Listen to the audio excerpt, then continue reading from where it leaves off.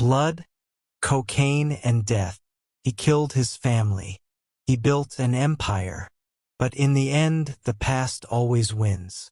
Chapter 1. The night everything changed. Frank Holloway was never a good man. But he wasn't supposed to be a killer.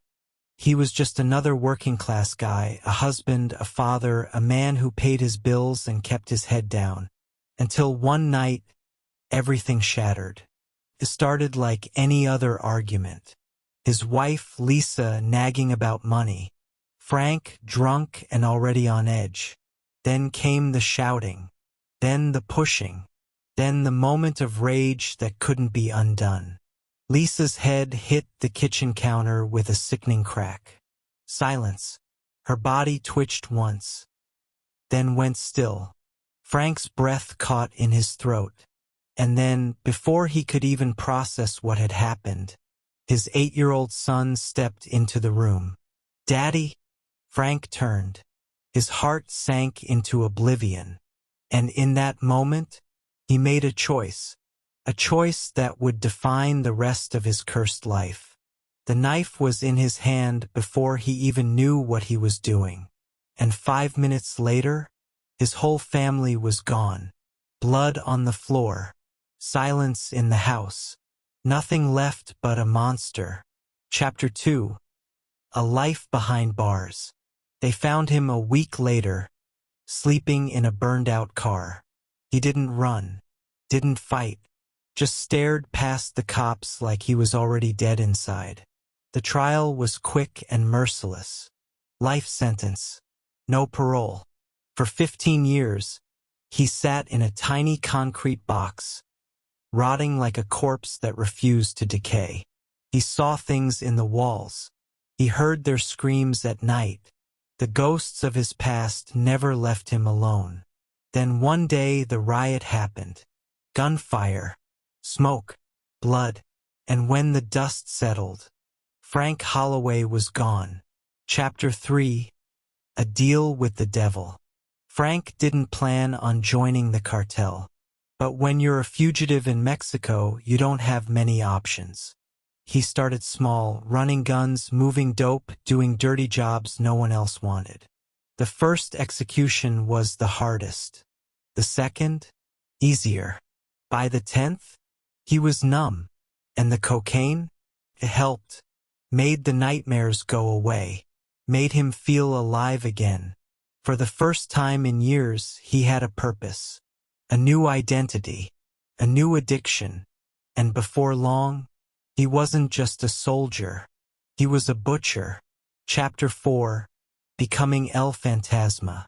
They started calling him El Fantasma, the ghost, because he left no witnesses. He led raids on rival gangs, ordered mass executions, sent heads in boxes to anyone who dared cross him. He moved more cocaine than anyone else in the West. His men feared him. His enemies whispered his name like a curse. And one day, when the old boss slipped up, Frank put a bullet in his head and took his place. Now he owned everything. But power never lasts.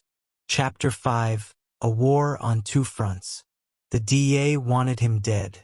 The Mexican government wanted him buried. And his own men, some of them were plotting behind his back. Frank knew it, felt the betrayal creeping in like a slow poison. So he struck first. Purge. 5 lieutenants tortured and burned alive. 2 cartel generals fed to wild dogs. He ruled with fear. And for a while, it worked. But the thing about being king, everyone wants your crown. Chapter 6. The fall. The betrayal came from inside. His own number 2, Raphael, sold him out. The DA, the federals, SWAT, they hit all at once. Helicopters, explosions.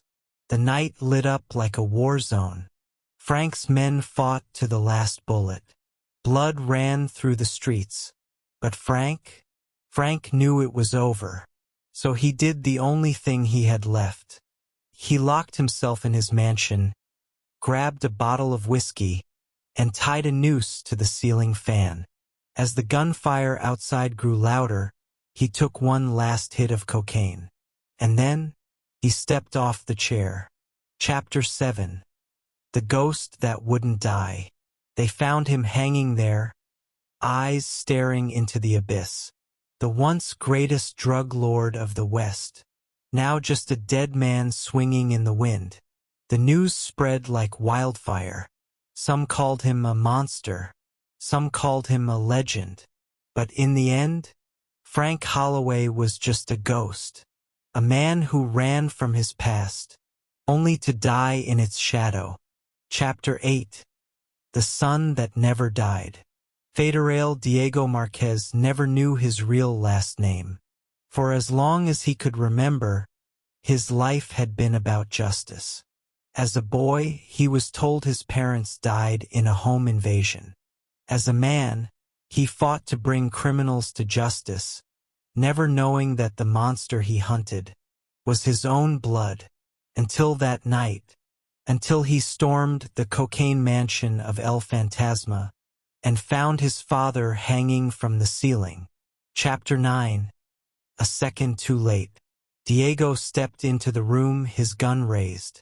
Smoke curled in the air. The smell of whiskey and sweat hung heavy. And there, at the center, his father. Hollow eyes, the rope biting into his throat. His body twitching, just seconds from death. But not gone. Not yet. Frank's vision blurred. The drugs were still ripping through his system. Then, their eyes met. And Frank knew, even after all these years, even after all the cocaine, blood, and fire, he knew exactly who was standing before him. His son. Chapter 10. A final moment. For the first time in decades, Frank felt something other than rage. Regret. Real crushing regret. He tried to speak. His lips moved. But all that came out was a wheezing sound. The last fight of a dying man.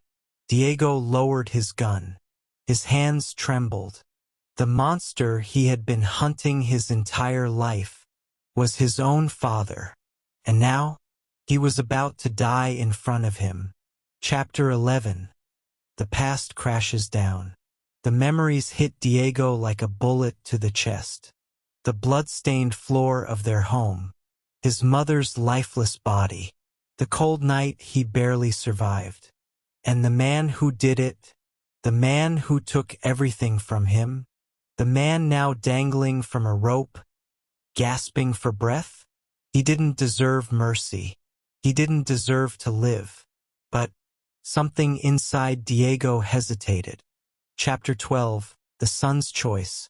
He could cut him down. Save him. Bring him to trial. Let the world know the truth. Or he could turn around. Let the devil die in the dark. Let him rot, swinging like the monster he was. The seconds dragged. Frank's vision blurred. His mind screamed for air. And Diego made his choice. Chapter 13. The Silence of a Son. He turned, walked out of the room, left his father to die alone.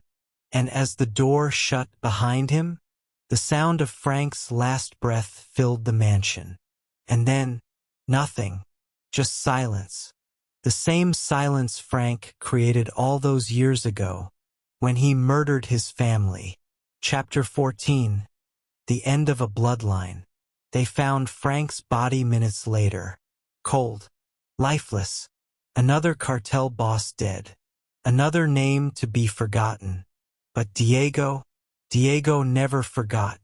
Because every time he looked in the mirror, he saw his father's face staring back. The bloodline of a murderer.